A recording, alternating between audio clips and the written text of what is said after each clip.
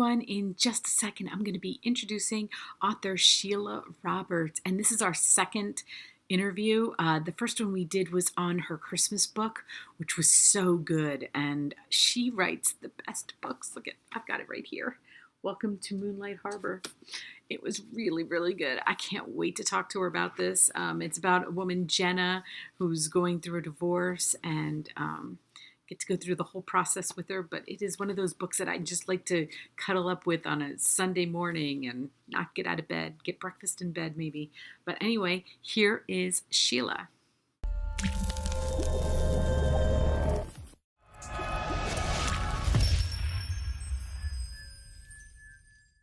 Hi, everyone. I am so excited because I get to speak with author Sheila Roberts again. We talked over Christmas about her Christmas book, and now today we're going to be talking about her brand new novel, Welcome to Moonlight Harbor. Thank you so much, Sheila. I'm so happy that we get to talk again. Well, I am so happy that you allowed me to come back. I'm just really looking forward to this. And apologies in advance because as we were chatting earlier, I mentioned I've got a stinker rotten cold and I sound like a walking nose. All there is of me is a big snarfy nose. But that's how it goes. At least my mouth has not been affected. That is always working. That's awesome. I just love reading your books. I love this book so much, and it was just like your Christmas one. Like I laughed so much because you have such a sense of humor that I think it's right up my alley. Okay. Oh, that's good to know, because sometimes you write things. I mean, I crack me up. You can think, oh, geez, I'll write something and go, darn, that's good. But then you don't really know because, every humor is such a subjective thing. But I think there are a few chuckles in this one. Oh, definitely. And I love Jenna. I mean, I really attached to her character. And I got divorced when I was 47. I'm 53 now. Oh, wow. So it was a little while ago. But it was the same year that my mom died. And so it was, yeah, right. I mean, I'm out. I'm years out. So, but I loved going through her journey together because your lines with her, I was just cracking up. It was, you just like nailed it. And you've never been through a divorce, have you?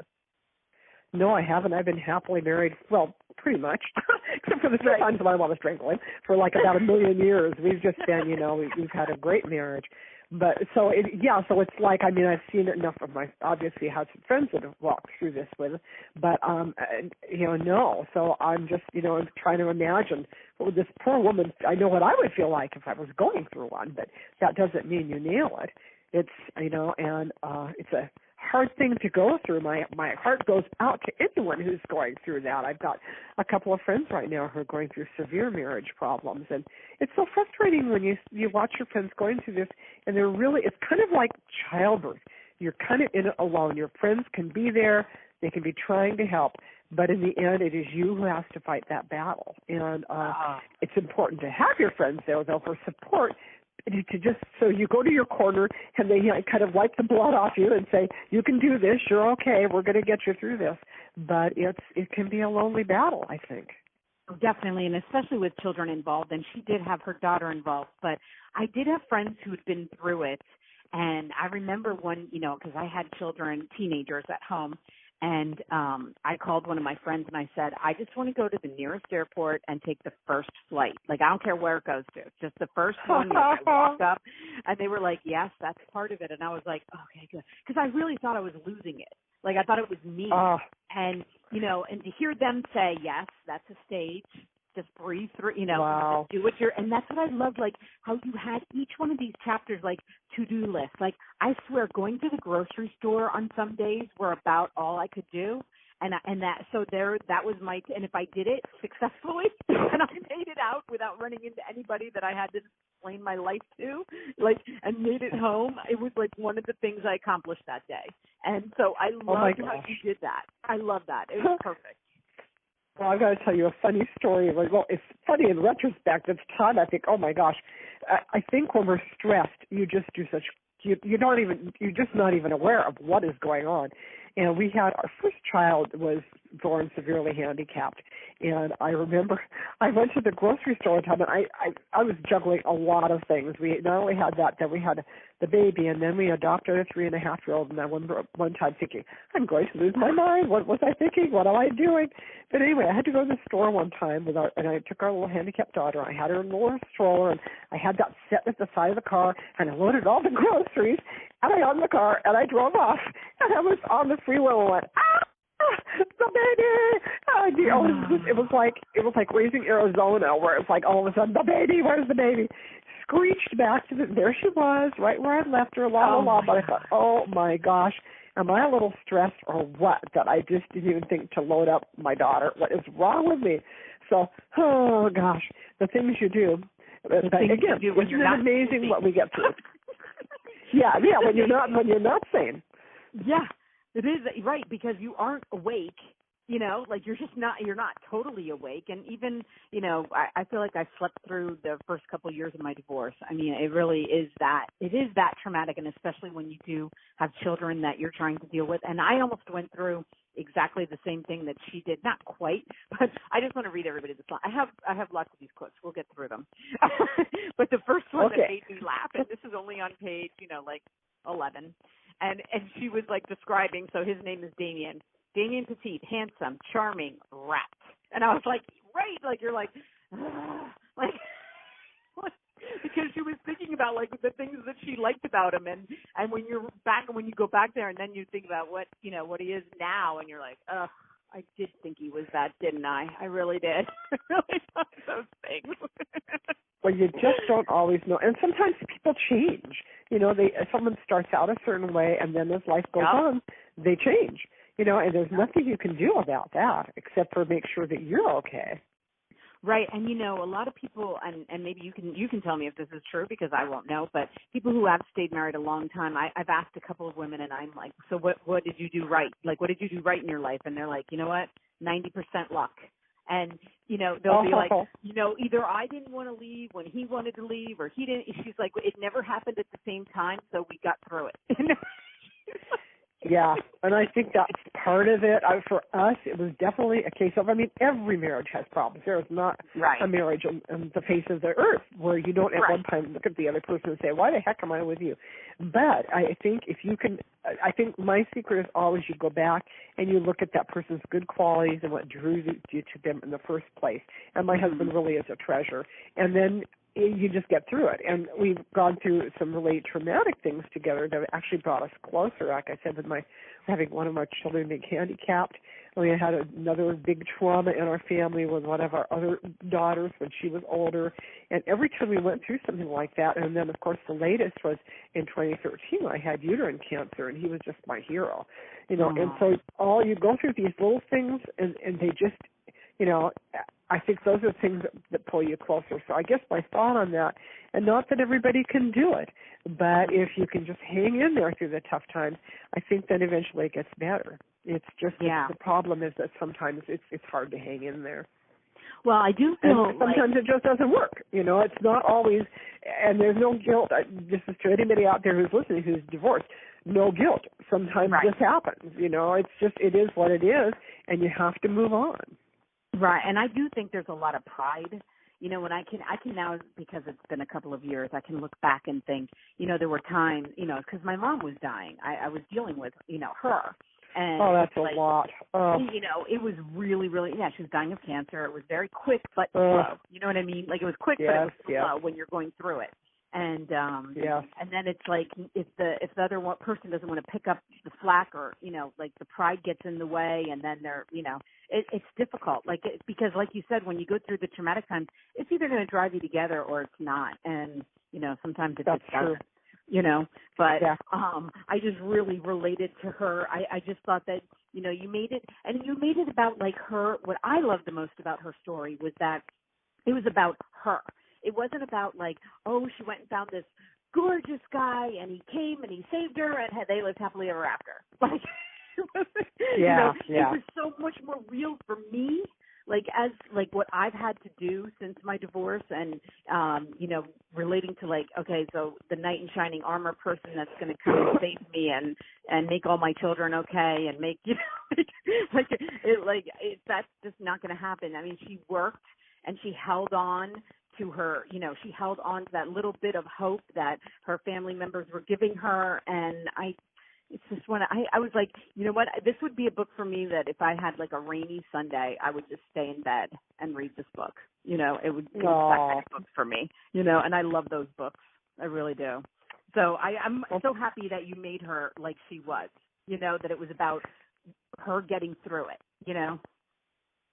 Yeah, I think sometimes, don't we always do that too? Sometimes we look outside to looking for that person, that other person who's going to make us everything we need to be. And there's no such thing. The only person who's going to make you everything you need to be is you. And right. If you're not fixed to begin with, you just, good luck, and especially after you've been divorced, I'm sure you would agree with this too. The last thing you need is to go charging into a new relationship, because that could be a disaster.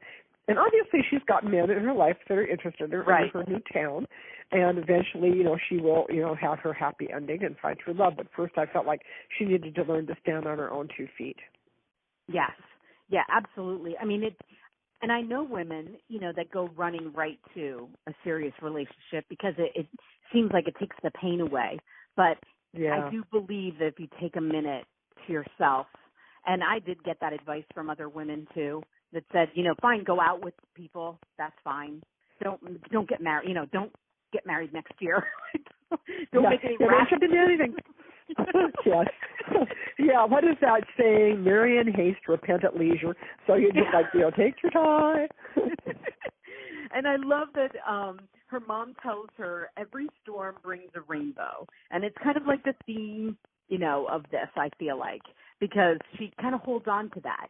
Yeah, even though sometimes it's like, yeah, I know. But, on the other hand, she does hold on to it, It's like what our mothers say to us. It's like, we know. My mom, is gone, and I still talk to her. I'm like, why were you right about this? Why were you so right? How can you still be right? How can that still happen? Isn't that funny? Funny how that works. I love the fact when my daughter became an adult and realized what a smart woman I was. Took her a few years to figure that out. I love it now. Now I'm the wise guru. Of course, when she was a teenager, I was the pill of the planet, and I hated it. So yep. It's really funny how once your kids grow up and they establish their own homes and all those things you said they thought were so stupid, it's back all of a sudden. Oh, my mom is so wise. I know, but I feel like I can't believe it's still happening. Like, I figured I went through that, but I swear, especially, she died before I became a grandma. And now that I'm a grandma and she was a grandma, and I'm like, oh, now I get what you did. Like, it's just like these revelations after revelations of things I did not understand about her. And I'm just still like, it doesn't go away. Or I'll say something to one of the kids like, Grandma used to always say, and then I'd be like, and she was always right. Like, let's just, let's all cop to her being right. And then that's funny. Maybe they'll say that about me someday. Who knows? One can always hope. Yeah, one can always hope. But I just love that. I love that it was kind of like the theme throughout the whole book was like, is that everybody kind of tells her, it's going to be okay. It's going to be okay. Just hold on. And of course she goes through, so she, just for everybody out there, she's getting divorced, and her aunt,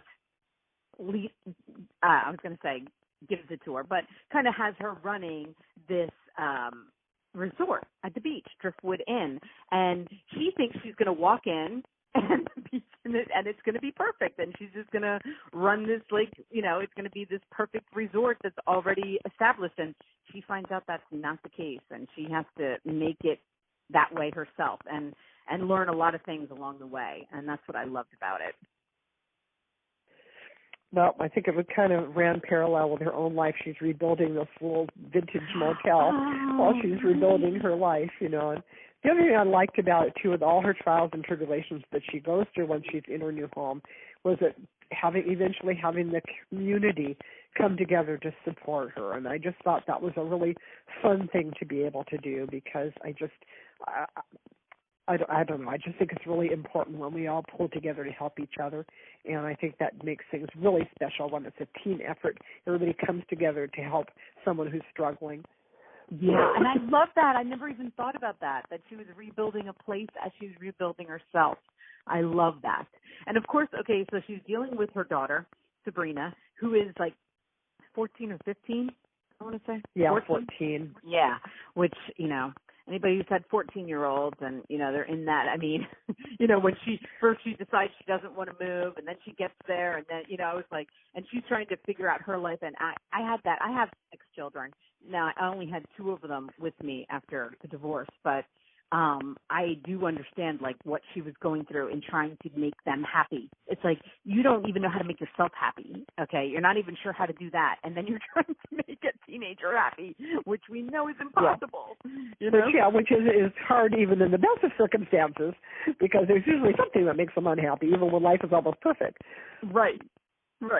Exactly. Like, she's going to live on the beach, and yet she's still unhappy, and she's, she's reacting also to the divorce and, that the stuff that. Oh, yeah, and being uprooted, and no kid likes to be uprooted. That's right. That's just the reality of that. Most of us put down roots, and we're very happy where we are, and you don't want to lose your friends and whatever. So that's understandable.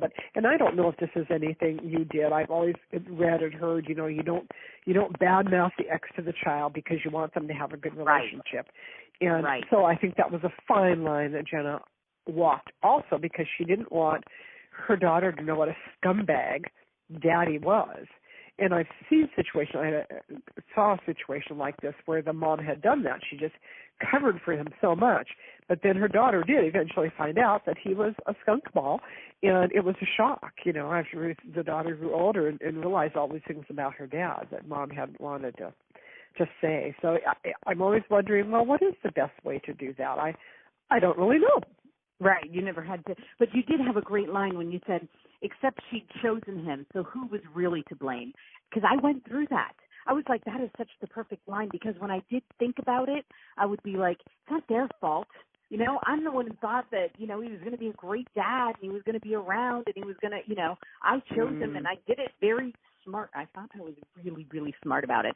So when you really, like when circumstances come up that some women go through, and it wasn't a very, not very planned out, they're like marrying somebody on a whim. But when you really think you're making a very smart decision, okay, and then you have the kids to come back and be like, but he did this and he's doing that, and you're like, oh, okay, I know, I understand, and it's just getting through that of their anger and their hurt. And then also working through your own without putting them down, because eventually it is going to be okay as they get older. For the most part, I'm sure that there are instances, but for the most part, the dad thing works out.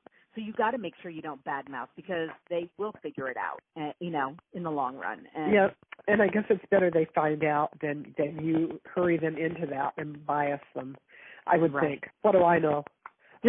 Not much. I always talk like I know a lot. I think I know a lot, but when it comes right down to it, I just don't know as much as I think I know. Well, you write amazing books. I know that, and I was so happy. I mean, I wish everybody could. Well, you're going to everybody is going to be looking at this cover while we're talking. I love the cover. I love your covers. They're just always so pretty. Do you pick these? No, I have hardly any say at all, but my publisher is amazing. My publisher is Mira, which is an arm of Harlequin, the big women's fiction romance publisher, and they just do a gorgeous job. And that cover is beautiful now, but it's kind of funny when it first started. It just wasn't that gorgeous. It was kind of like, well, here's the concept, here's what we're going to do, and then it just, it became more pretty with every new thing that they added, so it became a really gorgeous thing. And so you don't get too much say. You get to have input and say, well, here, what if we did this, or could you do that? But for the most part, they decided the idea they're going to go, the direction they're going to take, and that's how they go. So I've been very blessed in having a publisher that always goes the right direction. Yeah, I mean, I'm looking at the cover from Christmas and Icicle Falls, and I feel like they carried that over a lot in this one. In this one it's the candles, but the lights on the Christmas. I mean, that was gorgeous. Okay, I love those street lights, or the light of the. I'm looking at it on the computer at the moment, and the Christmas trees lit up and the streets lit up, and then on here it's the candles next to the beach, and I don't know, they kind of just stand out, and I don't know. I think that added a lot. And actually, that's interesting because originally there were no candles in there. It was just this straight, bare, naked railing.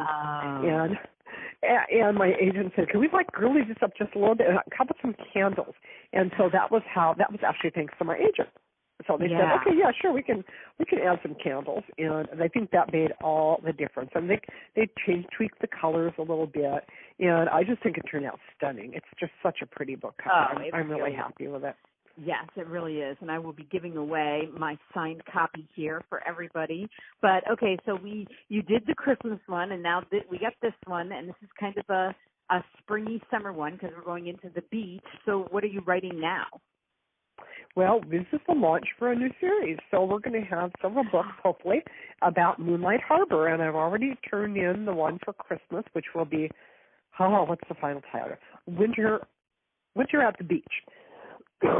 Which is pretty funny too, kind of the best laid plans of mice and men go awry, and that's a fun one. And then we'll have a third one that'll come out in the spring that also has set in Moonlight Harbor, and will feature Jenna's little sister Celeste.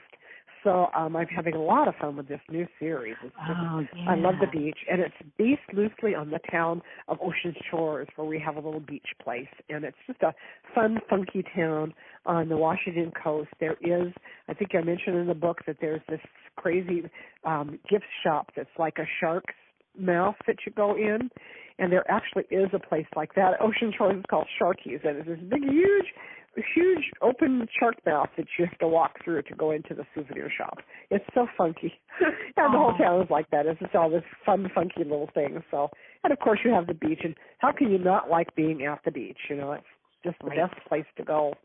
It really is, and I love the series because you get to know these characters so well, and I love when you pick out a character that was just a minor part, and then you go on and bring her story to life. I love that as a reader, and I know lots of other readers who love that too. So I'm sure it's as fun for you as it is for us.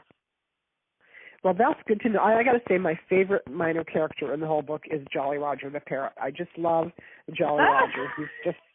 He's like my favorite. He's my favorite. I love that parrot. So I imagine he's going to make an appearance. He will make an appearance in every book, of course. You can't not have Jolly Roger in a book. I love him. But anyway, so we'll see how it does. But I have a lot of fun writing, and I'm hoping readers will enjoy reading it as well. It's not we've been talking like it's all this horrible down to this poor woman and everything she's going through. But I hopefully I've done it with a light touch and given enough laughs along the way that people will realize definitely have a happy ending. Oh, definitely. I mean, that's the thing I loved about her so much and about how you wrote her is that she's not a depressing person. She has some stuff to go through, but in the end, she's an optimistic person. I felt like, and she, as much as she can be. And I thought the humor, like I said, there were so many moments that I laughed out loud. Okay. That I was like, oh my gosh, she just nailed that. Like, she's funny, and you did such a great job with her. So yeah, it's not, if we were sounding, depressed about it, it's definitely not a depressed. It's a very, very lighthearted book and so much fun to read. So if you're going through a divorce, buy this book. Yes, if you're going through a divorce and you went, but that's the thing is like you never did and you wrote it so well. But you know what? People in their 40s, that is what's going on right now. Unfortunately, half of us. So yeah, that's tough. Yeah. So it is a common theme. We realize we're not alone because it is half. So we can lay rest that it's all going to be okay. And you know what? It is never too late to hit restart on your life. I really firmly believe that. I don't care if you're 20, 40, or 60. There are always new adventures ahead, and you just have to be open to looking for them. And life is good at the beach. So if you keep that kind of mentality and you're open to new challenges and possibilities, then I think your boat will right itself and you'll be fine no matter what you're going through. Absolutely. Well, I hope you contact me when your Christmas book comes out, because I'm going to read it, and I want to talk to you Oh, you're about so it, sweet. so. Well, I will. Found a new victim here. You'll never get away now. I just want to tell everybody, I went on your website today. You really keep up with your blog, and I don't know many people anymore that keep up with their blogs because, other things that they're doing. But go and read Sheila's blogs because you will love them. And, I'm so happy when I see a good blog. I'm like, oh, that's so cute. They're keeping it up. And, it must be fun for you because you do, you're very consistent on it. Well, I try to be. I mean, I don't blog every week. I don't have time to do that, but I do try to get in there periodically. Oh, excuse me. So there's something, something fun and new for people to find. I think we just put a new recipe up there. That was up for Easter, I believe. And the recipes, oh my gosh, there's such a backlog of recipes now. They're awesome, said she modestly. But they are. I've got some great recipes up there. So if you don't go to the website for any other reason, it's worth it to go and collect some of those recipes. And I believe, I'm trying to remember because I'm sitting here on my deathbed, and I can't remember. I think we've got recipes in this new book, right? I'm pretty sure there were. Yes. Yeah, absolutely. So it's always worth it. I love books that have recipes in them, and that's my big thing. I love to cook and bake, and so it's worth the price of admission for the recipes. But if you want a free recipe, you can find them on the website. That's right. And on the back of the book, you have baked beans. Like, who doesn't love baked beans in the summertime when you're at the beach? Oh, those are so good. Oh my goodness. They are so good.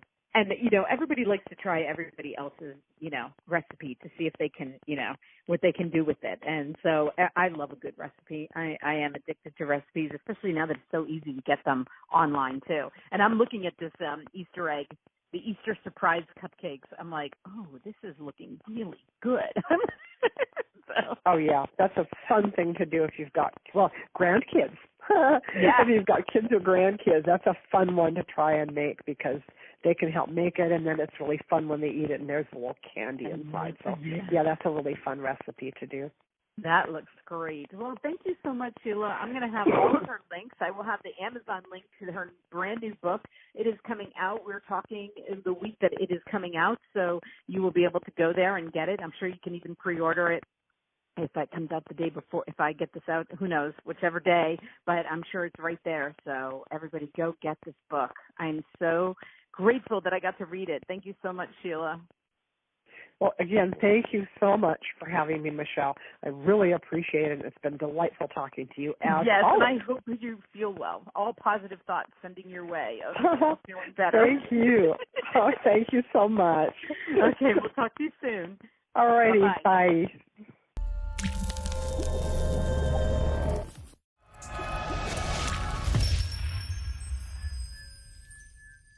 Thank you for listening to Sheila and I talk, and we can just talk and talk and talk. But anyway, she is so much fun. I love her. I'm going to have the link to this book. This book is coming out this week. And look at the cover. Isn't that beautiful? I love this so much. But anyway, you heard us talk about it for like half an hour. So thank you for listening to us. And go buy her book. All the links are underneath here. And thank you, Sheila.